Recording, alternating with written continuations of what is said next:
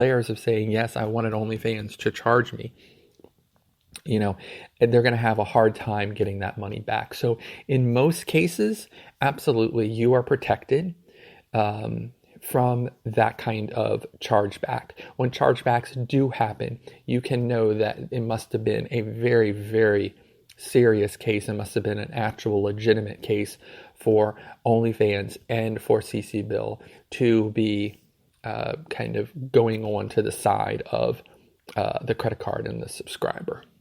All right. So next question is, a listener in Los Angeles, California asks, I'm always being approached for likes on OnlyFans and on social media. Are likes important on OnlyFans? Okay, so I've gone over before that likes are important as far as establishing yourself up in the banner. If somebody comes onto your particular page and it says you have 2 posts and 2 likes, it doesn't look very good. If you have 100 posts and 5 likes, it doesn't look very good. So initially, yes, just so that people will see, okay, I have 100 posts and 1,000 likes. That looks pretty good. That makes a lot of sense. At a point, it becomes kind of diminishing returns. So you'll get a lot of people who will come asking you for likes because they want to get those like numbers up. There's nothing wrong with that. But after a while, it doesn't matter all that much. So it doesn't become something that will determine whether or not someone will subscribe or not subscribe because they're going to be looking at the ratio of likes. But it does look good if you have a certain amount of likes. So, use your own judgment when it comes to this on whether or not you're still at the place where you need to be liking other people's material, in order for them to like your material, or you are past that point. Okay, next question. A listener in Montgomery, Alabama asks, you mentioned PayPal being a good company. Should I trust them for off-site OnlyFans payments?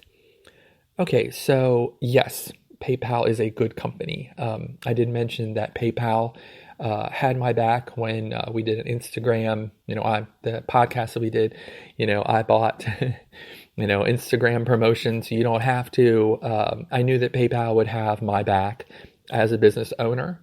Because they just do. If you have buyer protection and the person does not deliver what they said they were going to deliver, PayPal is on top of things. PayPal has always been there for me as a business person, so shout out to them.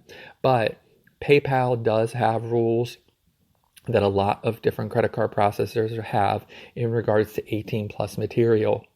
So if you are using, for instance, if someone talks to you off the app or they say they want to buy custom content off of OnlyFans, you are not fully protected with PayPal because if it's an adult transaction, they have rules in their terms and services against that. So someone can always come back and point at that and say, well, look, you weren't allowed to sell me that to begin with because it's in their terms and services. So if someone really wants to press the point, then they can. So in most cases, you want to use something like Cash App, something along those lines.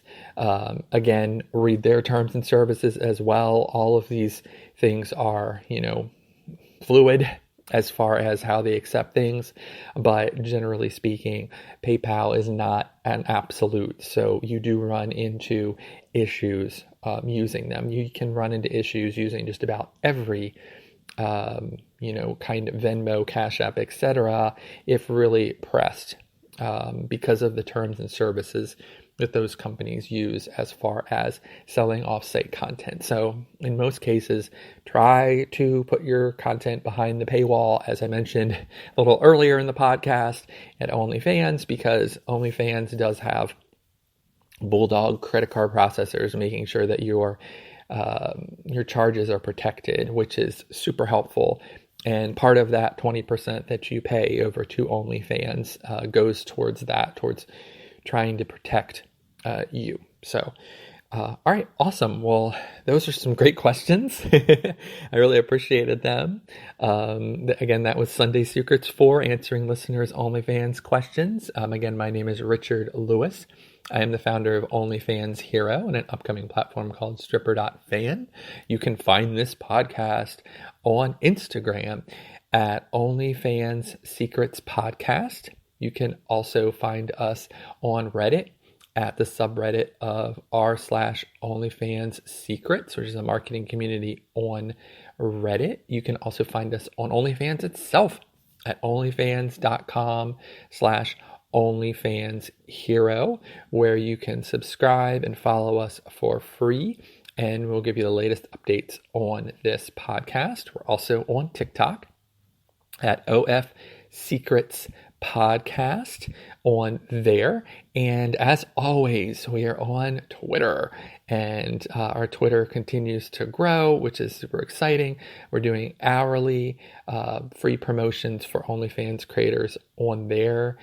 Please jump on, continuing to grow by 500 plus followers a day on our Twitter, which is really exciting, both subscribers and creators. So would love to see you on there. And as always, you can reach out to me directly at OnlyFans Hero on Twitter with any questions, especially if you have questions for these episodes. I'm going to continue doing these episodes. So, please, send those to me either on Twitter or on OnlyFans, any way you feel like asking questions. Super, helpful to get those. And if you have any ideas for podcasts or any just questions at all, just reach out to me on Twitter. And as always, I appreciate you guys listening to this podcast. Please leave reviews for it wherever you can. Please continue to support it. It means a lot to me. Please continue to listen every single day. And I just really hope you guys have a great rest of your day.